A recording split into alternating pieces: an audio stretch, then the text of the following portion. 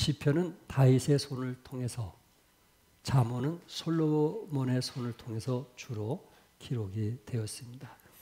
이것은 바로 하나님께서 시편을 통해서 다윗의 귀한 믿음을 보여주고 있고, 또 잠언을 통해서 솔로몬의 지혜를 우리에게 보여주고 있습니다. 성경에서 다윗은 믿음의 대명사요, 솔로몬은 지혜의 대명사입니다. 솔로몬은 특별히 하나님이 기뻐하시는 지혜의 사람이었기 때문에 예루살렘의 성전을 이제 완공하면서 그곳에 많은 백성들이 참 지혜로운 사람이 되기를 원했던 솔로몬의 기도를 우리는 보게 됩니다. 오늘 본문은 머리말에 솔로몬의 시라고 했습니다. 사실 이 시는 다윗이 아들을 왕으로 삼으면서 시편 72편을 기록했습니다. 그러니까 솔로몬 왕이 누구를 위해서 기록한 거예요? 다윗이 솔로몬을 위해서 썼던 것입니다. 다윗 아버지의 마음을 가지고 솔로몬이 왕이 되었을 때 어떻게 좀 더 그 왕으로서 나라를 잘 다스렸으면 하는 그런 마음에서 이 말씀을 기록했는데, 머리말에 보면은 솔로몬의 시라 이렇게 말하고 있습니다. 그러니까 솔로몬을 위한 시가 아니었는가.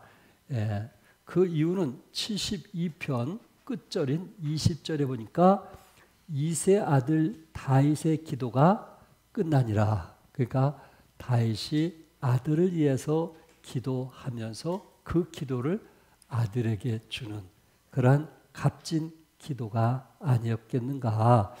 그렇다면은 아버지가 아들을 위해서 기도했던 것처럼 우리 부모님들은 자식을 위해서 좀 어떤 기도를 구체적으로 많이 하고 있는지 같이 좀 생각을 해보면서 왕으로서 40년 동안 나라를 다스리면서 사랑하는 아들에게 그 왕의 자리를 계승하면서 어떻게 나라를 다스리기를 원했고 어떻게 하나님께 기도했는지 함께 나누면서 은혜를 받고자 합니다. 첫째, 다윗의 왕 아버지는 아들을 위해서 하나님께 지혜를 달라고 기도했습니다.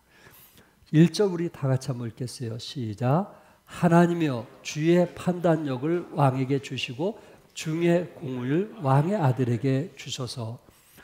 40년 동안 나라를 다스렸고 그 부분에 대해서 많은 경험을 했던 아버지가 그 왕의 자리를 계승하는 아들에게 무엇을 위해서 가장 기도했을까? 때로 재물을 위해서 이제 무기를 위해서 여러 가지를 위해서 분명히 많은 기도가 있었을 것인데 제일 우선순위의 기도는 무엇이냐면은 솔로몬에게 뭐를 주시도록? 지혜를 주시도록 기도했다라는 말입니다.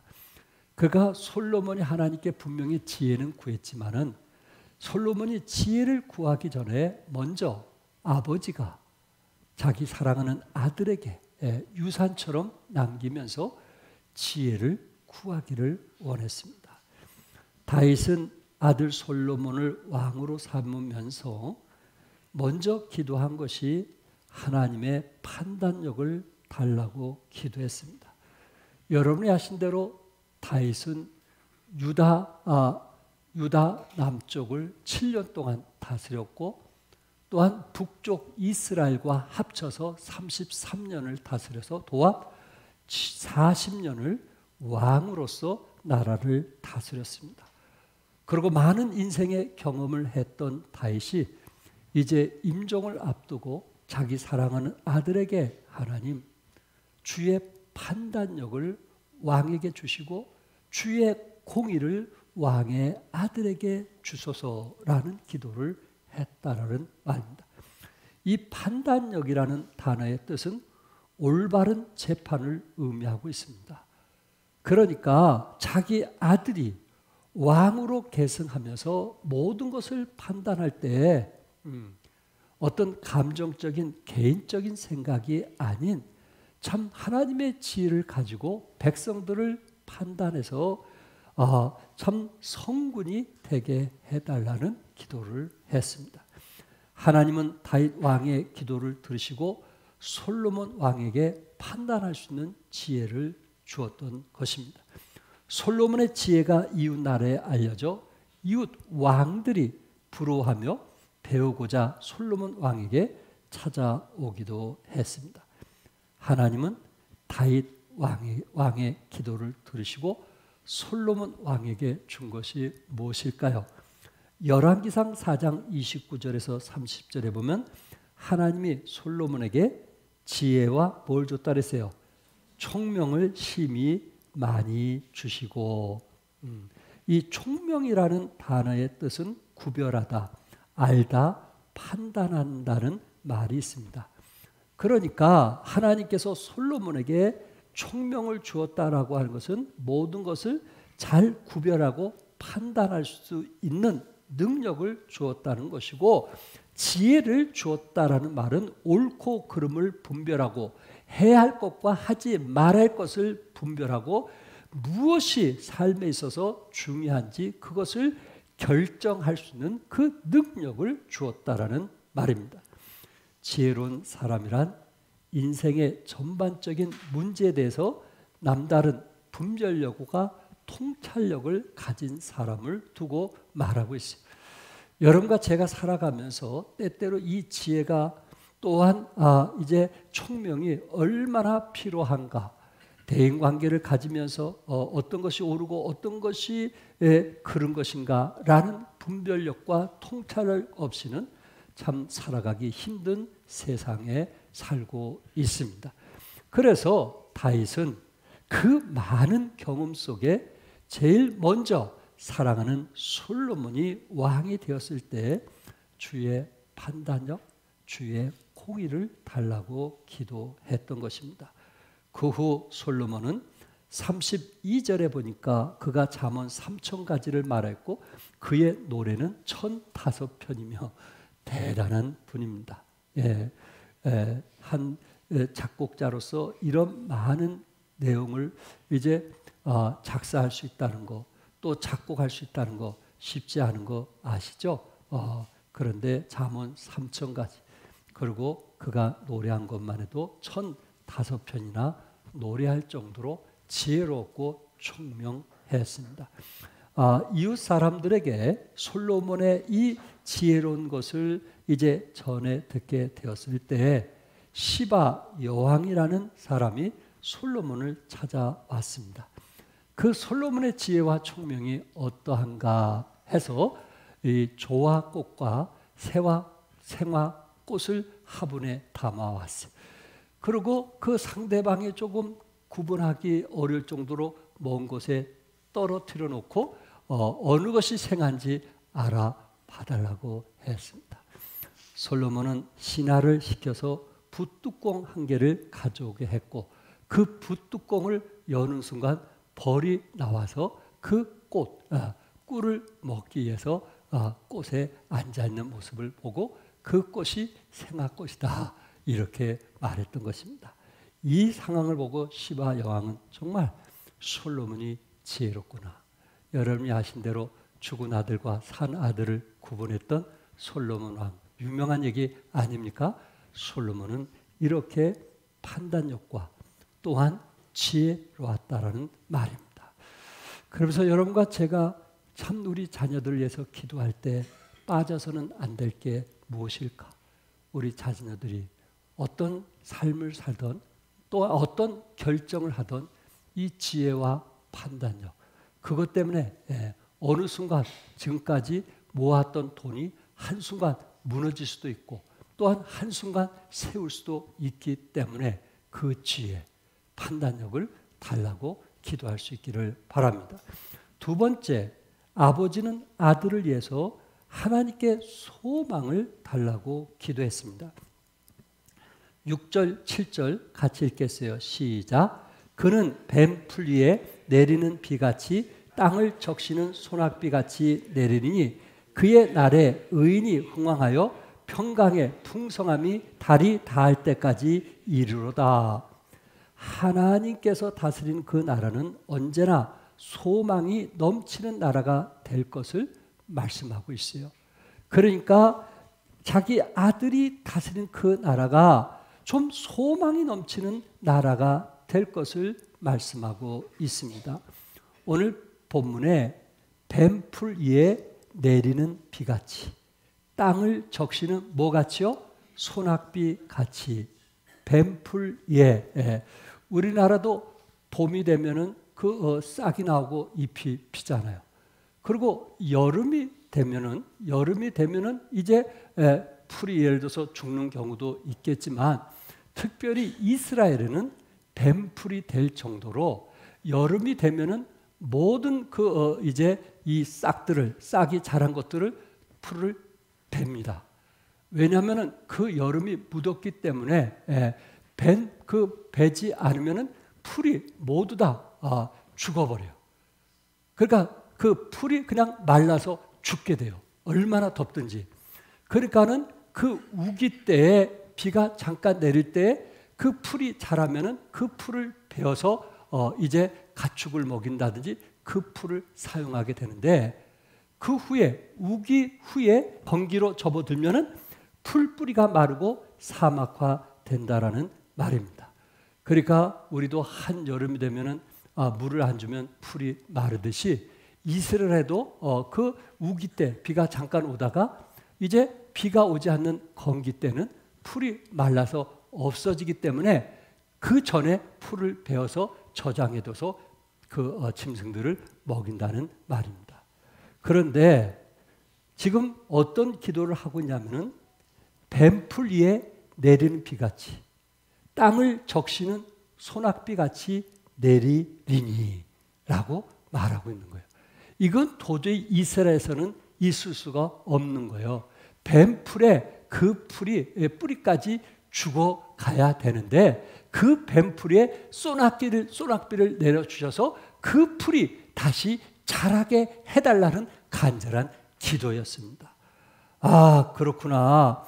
그러면서 땅을 적시는 소낙비가 내림으로 의인이 흥황하며 평강이 풍성한 나라가 되게 해달라고 기도했던 것입니다. 다윗 왕은 뱀풀인데 그의 뭐가 쏟아지길 원했어요? 소낙비가 쏟아지길 원했고, 다시 풀이 무성하게 돋아서 아들이 왕으로서 일을 할 때 흥황하는 소망을 달라고 기도했던 것입니다. 부모라면 참 누구든지 이런 기도를 하지 않겠느냐 하는 것입니다. 초여름이 시작되면 분명히 풀은 마르고 잡초들도 모두 사라지는 것을 알면서도 하나님, 제 삶을 돌이켜볼 때 뱀풀이었던 저에게도 소낙비를 내려서 여기까지 왔던 것처럼 내 자식에게도 뱀풀이 되었을 때 그 풀들이 마를 때 다시 살아날 수 있는 소낙비를 허락해 주셔서 다시 잎이 피고 모든 사람들이 기쁨을 가져다주고 흥황할 수 있는 나라가 되게 해달라고 기도했던 것입니다. 여러분과 저에게도 뱀풀이 있지 않을까요? 이제는 도저히 나로서는 감당할 수 없다라고 생각해 본 적 있지 않을까요? 이제 내 사업은 끝이구나. 더 이상 이제는 돈 빌릴 데도 없고 아무것도 할 수 없다라고 생각할 때가 있지 않을까요? 그런데 우리 하나님은 여러분과 저에게 뱀풀이 되었을 때 하늘에서 무슨 비를 내리게 하신다고요? 소낙비를 내리게 하셔서 다시 잎이 피게 하시는 하나님 것을 믿으시기 바랍니다. 16절과 17절에 산 꼭대기에 땅에도 곡식이 풍성하고 그것의 열매가 레바논같이 흔들리며 성에 있는 자가 땅의 풀같이 왕성하리로다. 그의 이름이 영구하며 그의 이름이 해와 같이 장구하리로다. 사람들이 그로 말미암아 복을 받으리니 모든 민족이 다 그를 복되다 하리로다. 그를 못되도다고요? 복되다 하리로다. 오늘 16절에 보니까 어디에서 곡식이 풍성하고 열매를 맺는다 그랬어요? 어디에서? 산 꼭대기에서. 여러분, 대부분 이스라엘은 산꼭대기에 집을 짓거든요. 예루살렘이 어디 있는지 아시죠? 들판에 있는 것이 아니고 산 위에다가 예루살렘을 지어서 예루살렘을 가려면 반드시 산을 올라야만 예루살렘에 갈 수 있고 겟세마네 동산에도 산에 올라야만 갈 수 있는 거예요. 그러니까 그 이스라엘 사람들은 예루살렘 성 바깥으로 내려와서 농사를 짓거든요. 그래서 해가 질 때쯤 되면은 예루살렘의 안으로 들어가고 성문을 닫게 되어 있어요. 그런데 지금 다윗은 자기 아들을 위해서 어떤 기도를 하냐면은 산꼭대기의 땅에도 곡식이 풍성하고 그것에 열매를 맺게 해달라고 했던 것입니다. 이스라엘은 여러분 아시죠? 1년 강수량이 600mm 조금 넘는다 그랬어요. 우리나라 하루 비 오는 정도가 이스라엘은 1년 강수량이에요. 그래서 우리와 생각이 다른 것은 우리 자녀들이라 할지라도 비는 이제 내릴 때 산에서 흘러서 골짜기로 흘러가지고 그 다음에 냇가를 만들어가지고 이게 강을 만들어서 바닷가로 들어가는 걸로 알고 있잖아요. 근데 이스라엘 자녀들은 그렇게 생각하지 않는 거예요. 바닷가에서 또한 시내로 올라가지고 골짜기를 통해서 산으로 올라간다고 생각하고 있는 거예요. 물이. 왜 그런지 아세요? 이스라엘은 1년에 물이 약 6,000톤이라는 엄청난 물이 필요한데 5,000톤이라는 물을 바닷물에서 식수로 만들어서 먹거든요. 그러니까 바닷물을 퍼가지고 끌어당겨서 그것을 식수로 바꿔가지고 그들이 먹고 생활하는 거예요. 그러다 보니까 그들은 바다에서 올라와서 산으로 올라가는 걸로 생각하지 산에서 골짜기에서 물이 흘러가지고 강으로서 바닷가로 가는 개념이 아니라는 거예요. 그 정도로 물이 귀하다는 거예요. 그 정도로 산에는 도저히 곡식이 풍성할 수 없는 그런 상황인데도 불구하고 산꼭대기의 땅에도 곡식이 풍성하게 해달라고 기도했던 것입니다.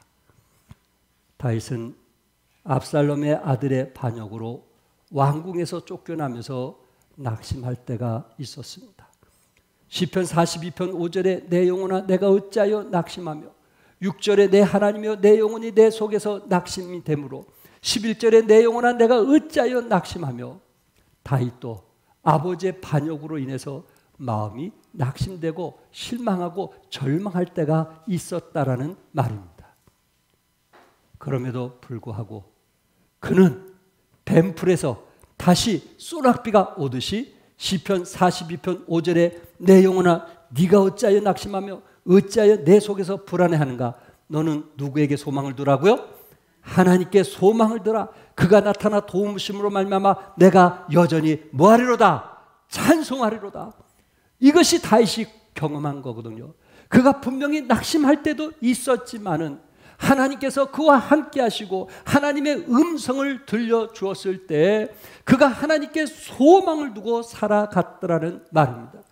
다윗은 아들의 배반으로 낙심할 수도 있었지만은 하나님을 신뢰했고 하나님께 소망을 두었으며 자신을 의지하기보다는 하나님을 전적으로 의지함을 통해서 그 어려움을 겪고 이겨왔고 이제 그가 마지막 운명을 앞두고 사랑하는 그 아들에게 하나님 우리 아들에게도 이런 축복을 달라고 힘들고 어렵고 낙심하고 지치고 포기하려고 할 때 하나님께 소망을 둘 수 있는 믿음을 갖게 해달라고 기도했던 것입니다.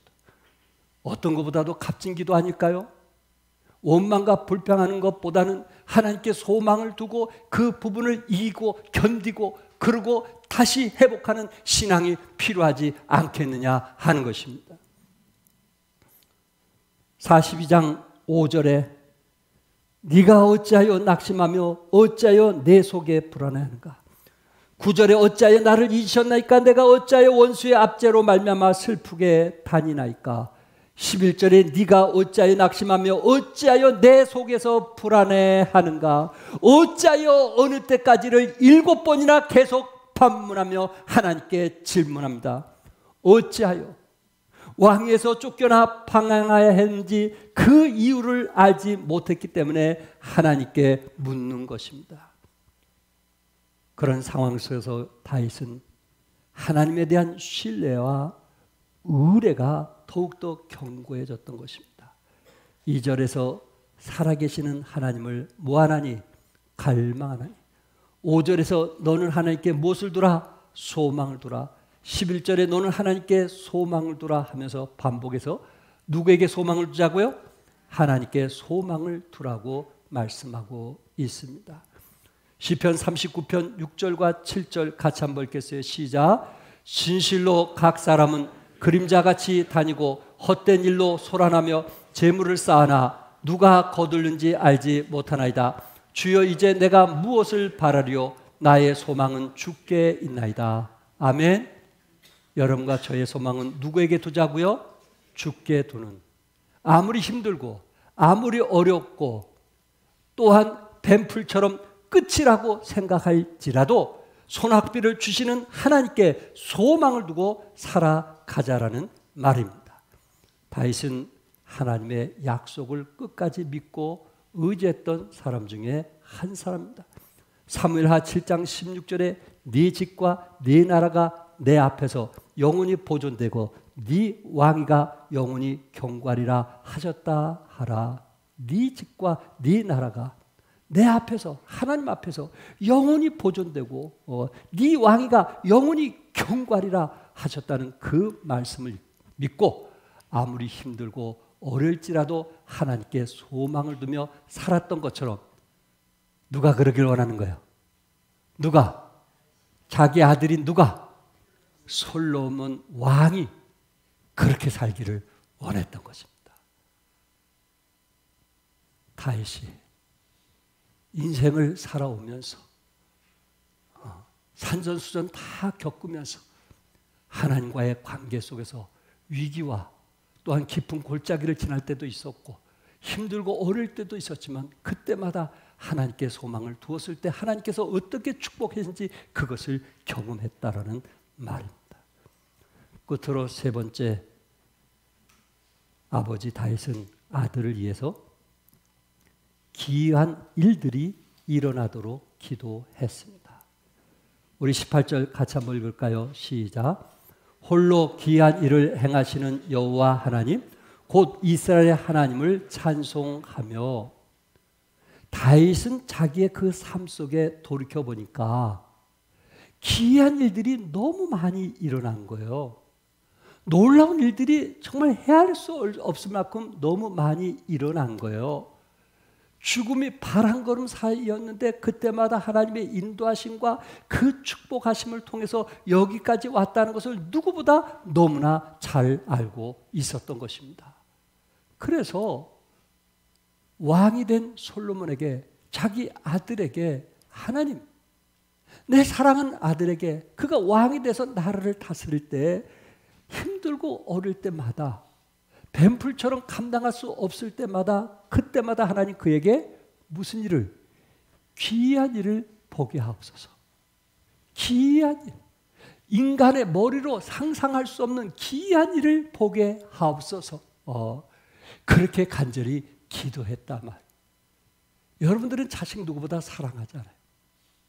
그런데 다윗은 많은 재산을 가지고 논하지 아니했어요. 많은 군사들이 있지만 군사를 가지고 논하지 아니했습니다. 제일 중요한 것은 뭐냐면은 솔로몬 자신이었어요. 솔로몬이 얼마나 큰 궁궐을 갖고 얼마나 많은 재산을 가졌고 얼마나 많은 부하를 가졌느냐, 그것이 솔로몬을 버티고 이기게 하는 것이 아니라는 사실을 다윗은 너무나 잘 알았던 거예요. 그래서 때로 넘어지고 시험 들고 나약해질 때 그때마다 하나님 기이한 일을 보게 해달라고 다윗은 솔로몬에게 그런 기도를 하나님께 요청을 했던 것입니다. 다윗의 생애 속에 기이한 일들, 그 중에 하나가 전쟁에서 골리앗과 싸움하는 것 아니었을까요? 다윗은 골리앗을 향하여 물맷돌을 이제 던지게 되었을 때 골리앗을 이마에 명중시키게 되었고 그 자리에 쓰러지게 되었을 때 골리앗의 칼을 빼앗아 그를 죽이고 그의 머리를 베어 버렸습니다. 소년 다윗이 구척 장수 골리앗을 쓰러뜨린 이 이야기는 사실 기적과 같은 승리였습니다. 결코 쉬운 일이 아니었다는 것입니다. 때로 여러분과 제가 다윗과 골리앗 싸움, 다윗은 우리와 같은 범상한 사람들에게는 있을 수 없어, 다윗은 특별한 사람이야, 그렇게 말할 수 있지만은 다윗이 운이 좋아서 결국 이렇게 된 것이 아니고 하나님과 함께 하심을 믿었기 때문에 그렇습니다. 다윗은 사울 왕에게 전쟁에 나가도록 이렇게 말합니다. 사무엘상 17장 37절에 또 다윗이 이르되 여호와께서 나를 사자의 발톱과 곰의 발톱에서 건져내셨은즉 나를 이 블레셋 사람의 손에서도 건져내시리라. 아멘. 건져내시리라. 다윗은 소년 때부터 이런 체험을 했어요. 우리의 믿음이라는 것은 예수 믿고 구원받는 그 순간부터 하나님은 우리에게 기이한 일들을 보여주시는 하나님 것을 믿으시기 바랍니다. 나이가 들어서 성경을 많이 알아서 기이한 일을 보여주시는 것이 아니고 하나님을 의지하고 하나님을 믿는 그 사람들에게 하나님은 그때마다 상상할 수 없고 과학적으로 해석할 수 없는 놀라운 일들이 일어난다는 사실입니다. 우리 자식에게, 하나님 병약한 자들에게, 하나님 사업으로 어려운 이들에게 이런 기이한 일들이 일어나게 해달라고 우리가 기도해야 되지 않겠느냐 하는 거예요.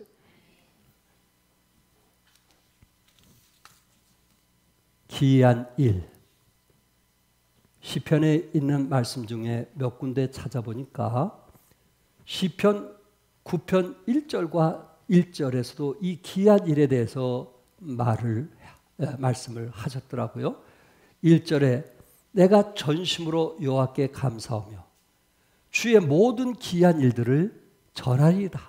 다윗은 주의 기이한 일들을 뭐하리라? 전하리라. 3절에 내 원수들이 물러갈 때 주 앞에서 넘어져 망함이라. 다윗은 자기가 지금까지 신앙생활하면서 하나님께 정말 전심을 다하여 감사하는 이유가 뭐냐? 그 이유는 자기 삶 속에 기이한 일들이 일어나게 됐어요. 그 기이한 일들이 일어남을 통해서 내 원수들이 물러가고 주 앞에 넘어져 뭐 했다 그랬어요? 망했다.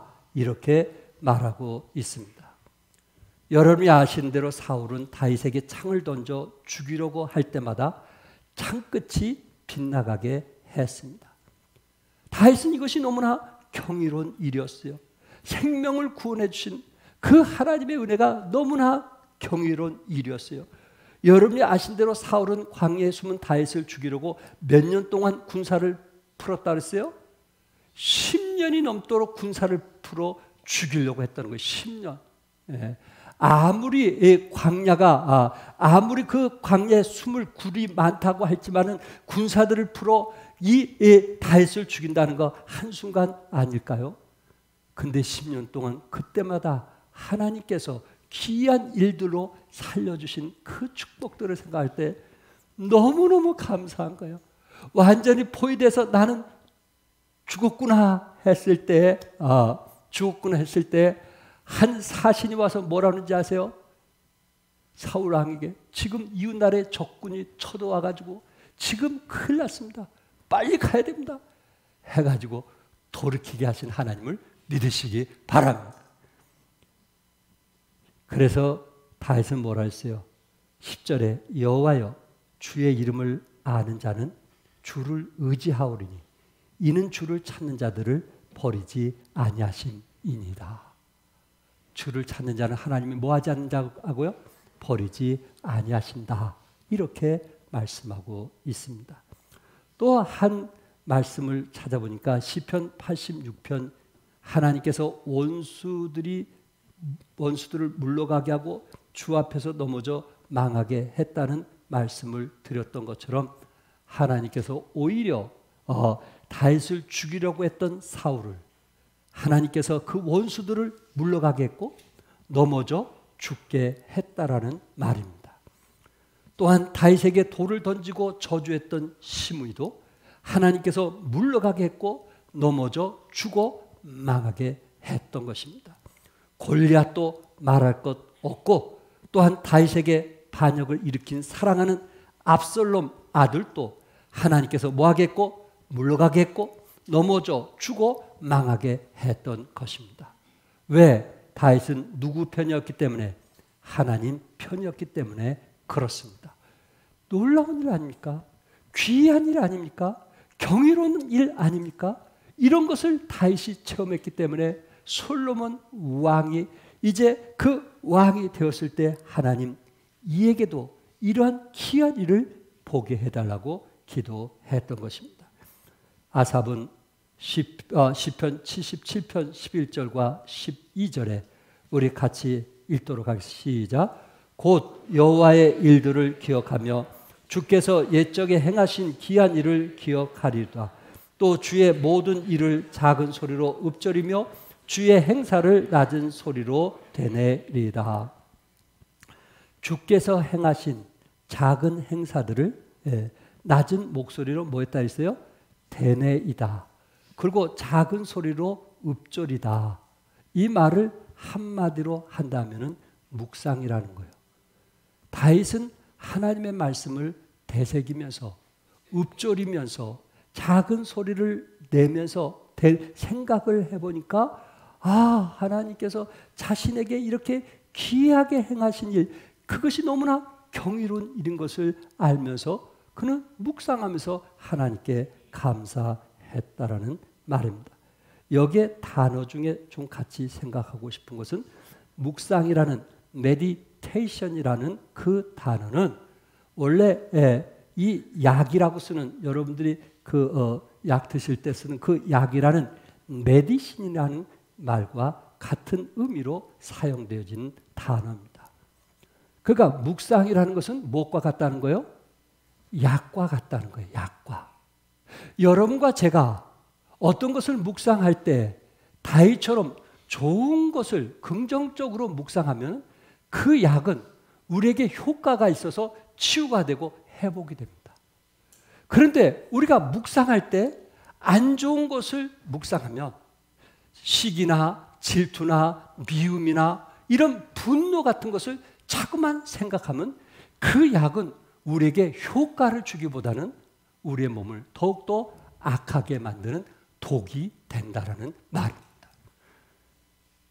그게 같은 의미에서 사용된 단어 아니겠어요? 여러분과 저는 밤에 잠잘 때 무엇인가 생각하고 싶다든지 밤에 잠이 안 와서 무엇인가 묵상할 때 우리는 하나님께 소망을 두고 생각하고 감사하고 있는지, 그렇지 않으면 누구에 대한 미움 때문에 밤잠을 못 이루는지 우리 자신을 생각해 보시기 바랍니다. 그 묵상이 우리에게 유익을 줄 수도 있고 우리에게 뭘 줄 수도 있어요? 해를 줄 수도 있다란 말이에요. 왜? 그것 자체가 약으로 써지기 때문에 그렇습니다. 사랑하는 성도 여러분, 우리도 귀한 일들을 보이신 하나님을 의지하면서 여기까지 오신 여러분과 저는 하나님을 찬양하고 하나님께 영광을 돌릴 수 있기를 바라고, 또한 우리 사랑하는 자녀들에게도 기적과 같은, 이적과 같은 상상, 우리 머리로 계산할 수 없는 이런 귀한 일들이 계속 일어날 수 있도록 기도하는 여러분과 제가 될 수 있기를 바랍니다. 마지막 한 구절 읽고 마치려고 합니다. 요한복음 14장 12절 같이 읽겠어요. 다 같이 시작. 내가 진실로 진실로 너에게 이르노니 나를 믿는 자는 내가 하는 일을 그도 할 것이요 또한 그보다 큰 일도 하리니 이는 내가 아버지께로 감이라. 우리 주님께서 부활 승천하시기 직전에 나를 믿는 자, 정말 온전히 예수님을 믿는 자, 주님을 사랑하는 자, 주를 사랑하기 원합니다. 주를 사랑하는 자, 예수님을 믿는 자는 내가 하는 일을 여러분도 할 것이요 또한 예수님보다 큰 일도 하리니. 믿으면 아멘 하세요. 예수님이 행하신 일보다 뭐하리라? 큰 일을 하리니. 하나님 우리 주님께서 우리에게 주신 메시지 아니에요? 그러니까 겨우겨우 살아가는 그리스도인이 아니라 말이에요. 힘들게 어렵게 살아가는 그런 그리스도인을 하나님께서 원하는 것이 아니라 말이에요. 우리 주님은 승천하시면서 내가 행한 일을 너희는 나보다 더 큰 일을 행하리라, 그 말씀을 하시고 승천하셨단 말이에요. 바로 다윗은 솔로몬에게 어떤 마음으로 기도했을까요? 다윗이 하나님께서 받은 축복보다 내 아들이 더 많은 축복을 받기 위해서 지금 세 가지 메시지를 전한 거 아니겠느냐. 우리 자녀들도 믿음 안에서, 예수님 믿는 믿음 안에서 다윗과 같은 축복이 임하시기를 주님의 이름으로 축복합니다. 기도하겠습니다.